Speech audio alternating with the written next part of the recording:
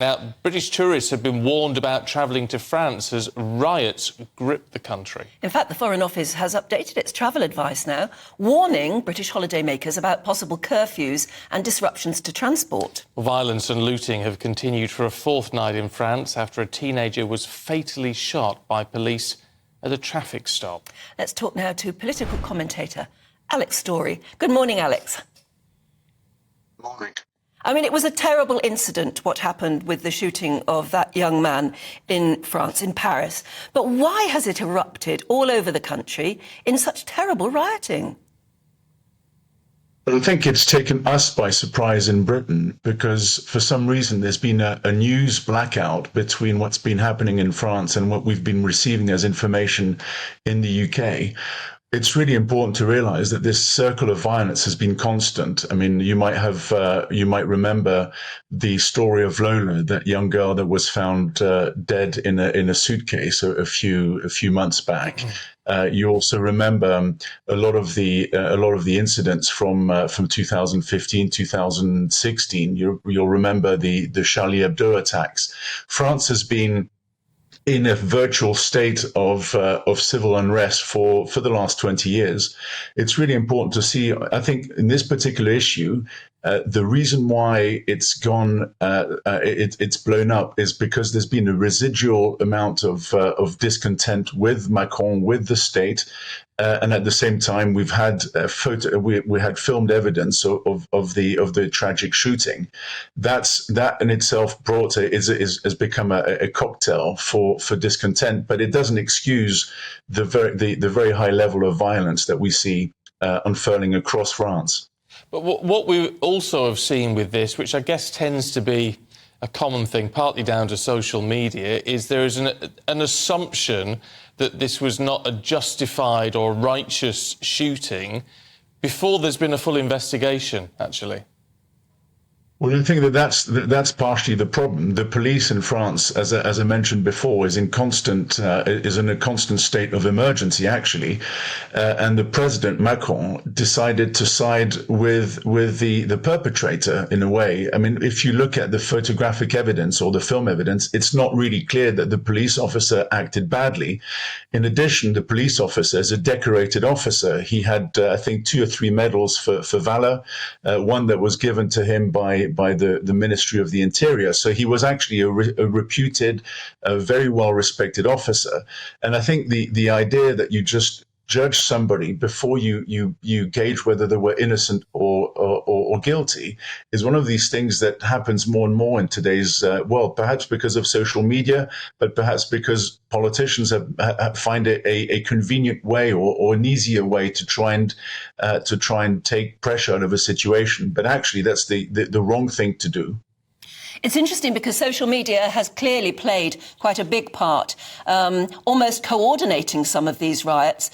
And it's thought that it's very young, well, not very young, but young children or young people, teenagers, who are taking part in these riots because social media is telling them, urging them to.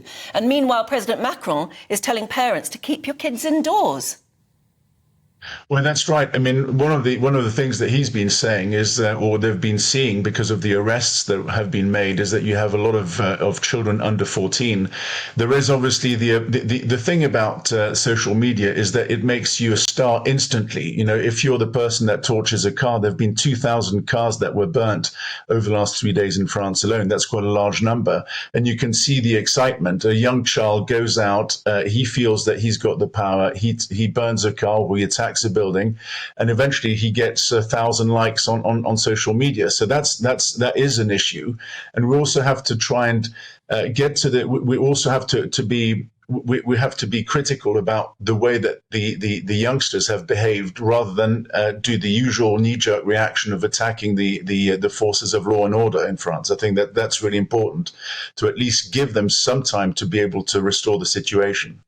How does France go about resolving the bigger situation here? Because you say, a series of incidents, high tension, high pressure. I mean, even since the Gilets jaunes stuff a few years ago, I mean, there does seem to have been nothing but protests in France for a very long time over differing issues. Is this something that can be resolved? Is this a long-term problem? Well, it's a very difficult one because France has a very complex past. I'll go through it quickly. But since the French Revolution, we had 5 republics, 4 monarchies, 3 revolutions, 2 empires, and a fascist state during the Second World War under Pétain. So you've got every 15 or 16 years there is a new desire for change, and very often in France it comes through violence. The reason why I'm saying all of this is because we have to realize that the French Republic is a very unstable creation. It's the 5th one, as I said, and every time you go through, every time you look at or you try to understand the situation in France, the option is always to dismantle the order that you currently have in order to get somewhere new or to a new and better place. In Britain, we've had the same monarchy for the last 1,000 years, so we never had this desire for change or for societal change.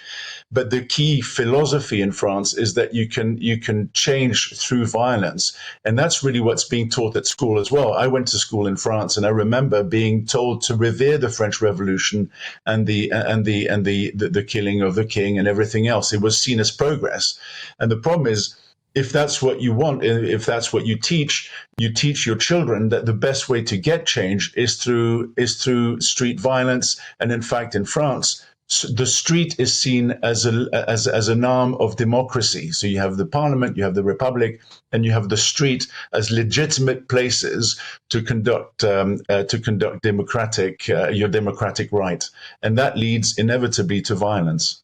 And it must be almost impossible to police. I mean, I know the police have come in for a lot of criticism, and they themselves have said that they are at war with savage hordes of vermin in France. It's not a good look for anyone, especially when President Macron is seen dancing at an Elton John gig while Paris was burning. Not a good look at all. Yeah, I mean, people tend to say that history doesn't repeat itself, but it sure rhymes. And there's a certain sense of 1789 there, with Marie Antoinette asking her citizens to eat brioche rather than bread.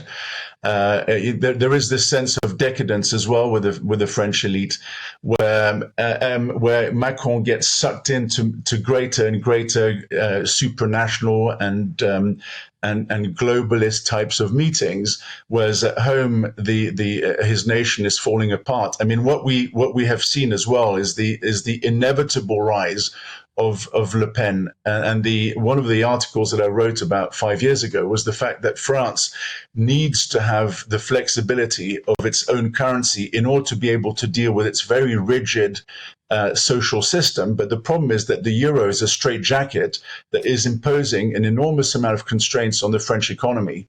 And so what we are seeing is perhaps the inevitable rise and victory of the Le Penist, of Le Pen at the next presidential election in a couple of years' time.